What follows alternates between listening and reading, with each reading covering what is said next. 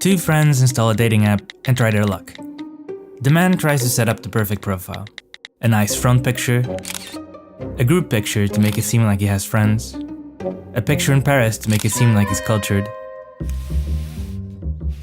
and a picture climbing mountains to make it seem like he's adventurous. After some hard work, the profile is ready. The woman doesn't feel safe sharing a lot of personal information, so she chooses the first picture she can find and she's ready to go.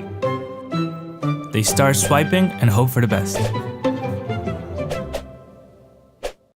At the end of the day, when the woman checks her phone, her like counter is full.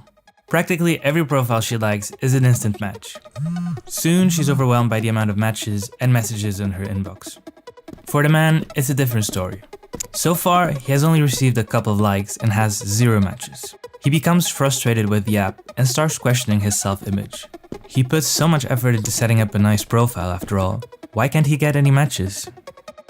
To answer that question, we need to understand the numbers behind dating apps. I made a simulation of a dating app with 1000 dummies to try to understand why men get so few matches. Dating apps can paint a distorted picture of what the real dating world is like. Some studies indicate that dating apps can have a negative impact on self-esteem, with a stronger effect on men. And women often have to find strategies to deal with intrusive behavior from men in these apps. It's hard to understand exactly what's going on inside these apps because there's very little data available. However, we can make educated guesses based on the little information we have. I'll start with an ideal, unrealistic scenario, and we'll see how quickly things change when I start adding real-life variables. A side note, we're talking about dating with opposite genders. Same-gender dating in dating apps has very different dynamics and is out of scope for this video. Since we're trying to make an ideal scenario, let's assume we have the same amount of men and women using the app. Let's also assume that everyone sees 100 profiles per day and that every profile is treated equally by the algorithm. I'm going to assume that users like 1 out of 4 profiles they see. This means every user has a probability of 25% of being liked every time their profile is shown.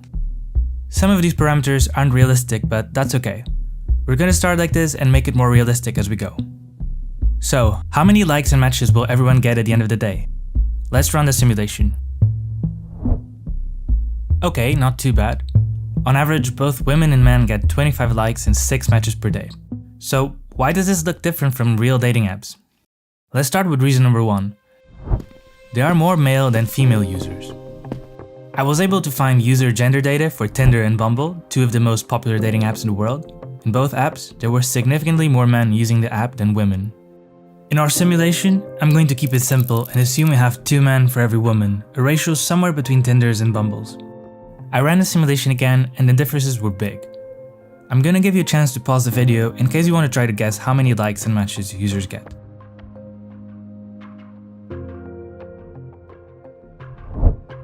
We now start to see the first signs of a gender imbalance in the results. Because there are 2 men for every woman, the number of likes received by the women doubled and the number of likes received by the men halved. And when we look at the number of matches, something interesting happens. Women received an average of 50 likes. Since they like 1 out of 4 profiles, you would expect them to get an average of 12 or 13 matches. However, they only get 6. That's because now there are so many male users that women don't even get a chance to see half of the users that liked them. They only see 100 profiles per day and there are just too many men in the queue. At this point, it makes sense that women start to feel a bit overwhelmed by the amount of likes they receive. Because they often encounter intrusive behavior from men, that also makes them think carefully about who they give likes to. Men, on the other hand, are starting to get a bit desperate. Because they don't get a lot of likes, they know they can't be too picky and start giving likes more generously to improve their chances of getting matches. Which leads us to reason number 2. Men give more likes than women.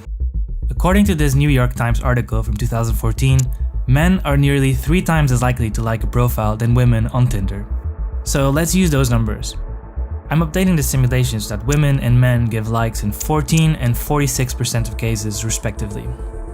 So how do you think this is going to change the results?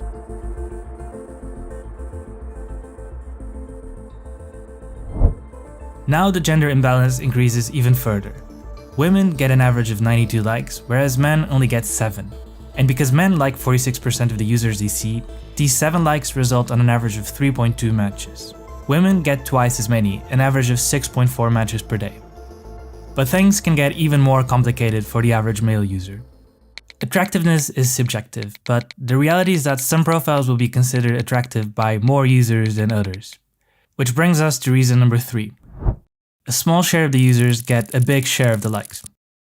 In a Q&A post from 2017 on Hinge's official website, one of the engineers behind the dating app shared some data about this imbalance. He mentioned that certain people get exponentially more attention than others. He reported that about half the likes from men were given to about 25% of women, and half the likes from women were given to only 15% of men.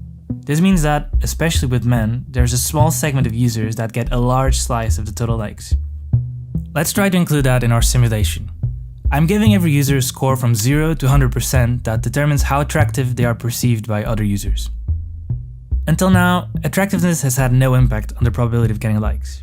That means that every time a profile was shown, the probability of that profile being liked was 46 and 14% for women and men respectively, regardless of their perceived attractiveness.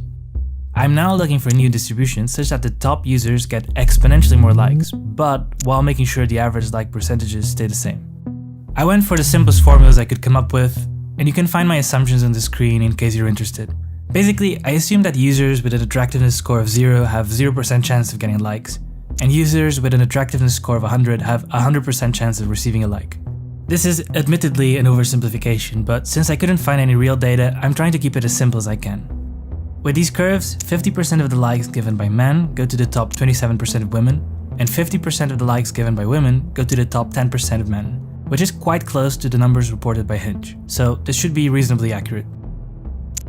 Let's run our final simulation. You can try to guess the results now. This was a bit of a trick question. The numbers stay the same. The difference is, now the distribution is skewed by the top users who get most of the likes. That means that the averages no longer describe the experience of the average user. So let's add a new metric. The median. In other words, how many likes and matches does the average user get? And now we can see the average male user only receives 1 like and 0 matches. If you look at the average number of likes for different attractiveness scores, we see that the top 10% of male users get 37 likes on average, whereas the average users get somewhere between 0 and 1 like. And if you look at the average number of matches, something interesting happens. The top 10% of men actually get more matches than the top 10% of women. They get fewer likes, but because they're less selective than women, they actually manage to get more matches. I wonder if this also happens in real life.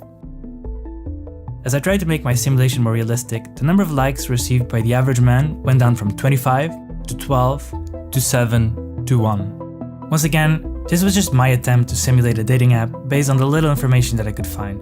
It may or may not describe your experience with dating apps. For example, I couldn't find data for the number of profiles users see every day, so I just assumed it was 100. And I didn't include factors like different cultures and demographics, and the impact of premium subscriptions that give advantages to paying users.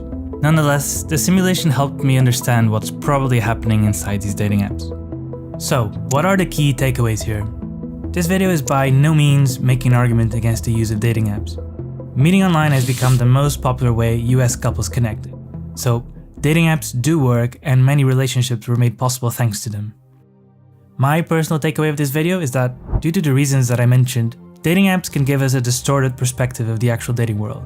And I think we should be aware of the impact this can have on the experience and self-esteem of the users. Because in the end, I think this imbalance can be harmful for both men and women. Men will struggle to get matches, which only gives them an incentive to like as many profiles as they can to improve their chances of a match. And women, when they get a match with a man, they know that he's probably giving a like to every second profile he sees, so there's a good chance he's not even genuinely interested. That's my take, but let me know what you think in the comments. If you like stories with data and would like to support my work, consider leaving a like and subscribing to the channel. And thank you to our patrons.